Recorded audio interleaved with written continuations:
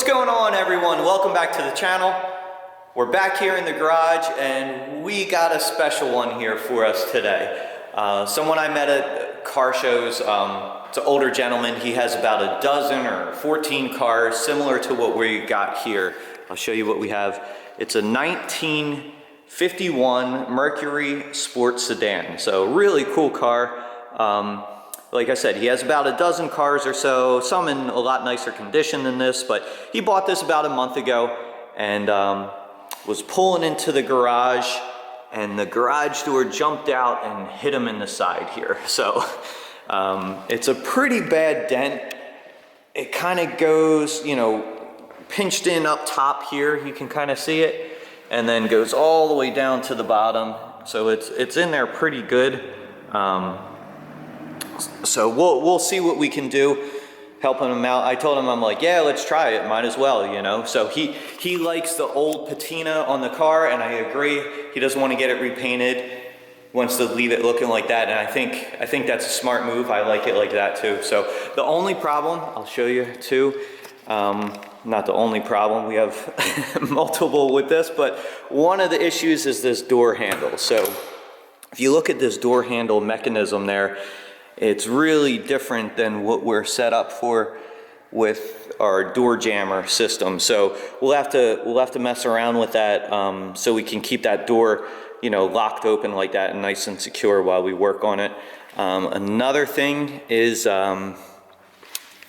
we got the door panel off in here, so it's nice and open, so that's not an issue. But you could see the whole thing has like a rust proofing or undercoating all sprayed throughout the inside. So not only is the metal super thick on this, but now we have to deal with all that rigid, you know, rust proofing, trying to work out the low spots. That's going to be really difficult, touching with, you know, metal rods and fine tuning like where we have to go. So it's going to be difficult. We'll see what we could do on this one. Again, I like working on stuff like this, you know, challenges and things like that. So we'll get going. We'll see how it turns out. He does have molding for it too, so that's another thing. He took off the molding there, which again, that was nice. He has to straighten the molding out anyway, but that way we could get right on the dent, right where we're supposed to, and work it out. So we'll get going on it. We'll take you through the process as we normally do. So this one's going to be a little different. We'll have to play around with it, figure some things out, but should be fun. So let's get going. Okay, we're all set up here. As you can see, we got this door nice and tight. It doesn't move when we're going to be prying off of it or anything like that. So that'll be key. You can see for how bad that is, we're going to be cranking that dent pretty good. So we're going to need that door nice and secure like that. We got the heat gun out. As you can see, we'll heat that up a lot. I mean, the paint's already chipped and cracked and everything, but we don't want to crack that anymore or have that paint flaking off. So we'll heat that up really good. That might even help just releasing the metal, moving that around, and that undercoating inside might soften that up so we can move the dent easier. So what we did, like I said, we couldn't use our regular door jammer, so we just put like this bar in here and then a little tie down and pulled that nice and tight, and now it's nice and secure, so that's not moving. And then there's nothing really to pry off of in there, so we put this hook here, and what we'll do, we'll grab our tool, and then we'll go in through there like that. So put it right through there, and now we have something to pry off of, so it gives us that leverage. So that'll come in handy. But we'll get going and we'll see how this thing turns out. We'll see.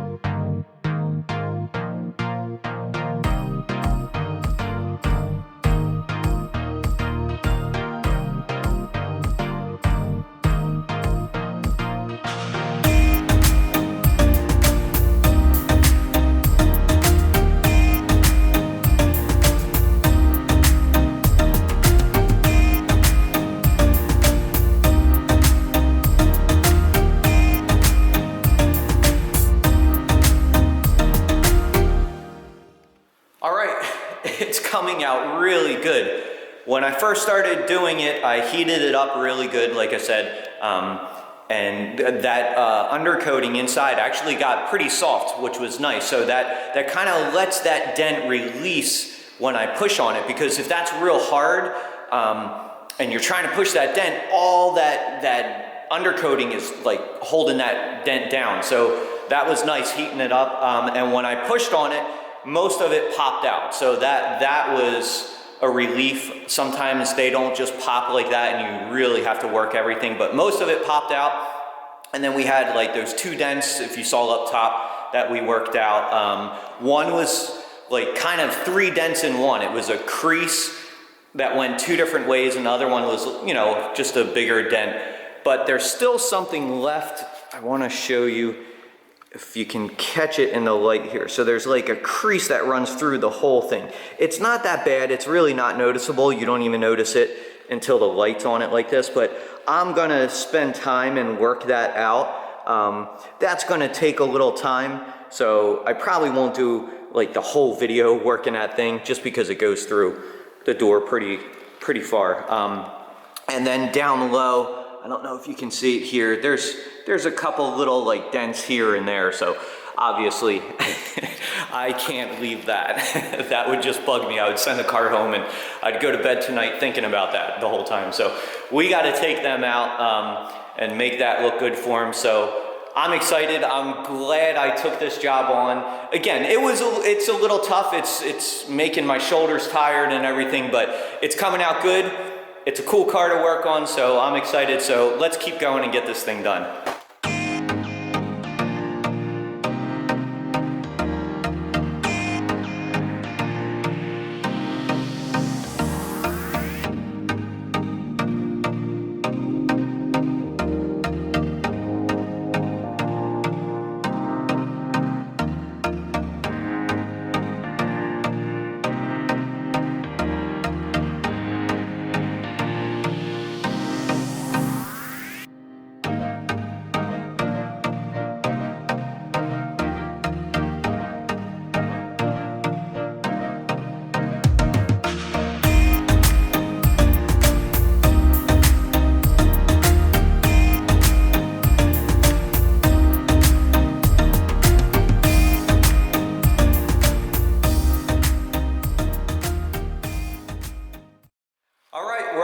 Up. It came out great. I am super happy with it. I'm glad I took this job on. I think he's going to be really happy with it. No real surprises. It's what I expected. Like I said, that metal is really thick on these older cars, and that undercoating was kind of, you know, annoying, but once we heated it up, we were able to get through that and, you know, work it out that way. I tried starting with a rubber tip. That was kind of dumb to start with that. I should have known better.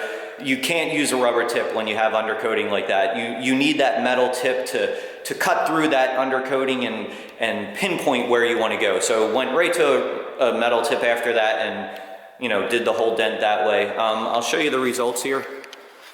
It came out really good. I did all the other little dents down there for him and everything like that.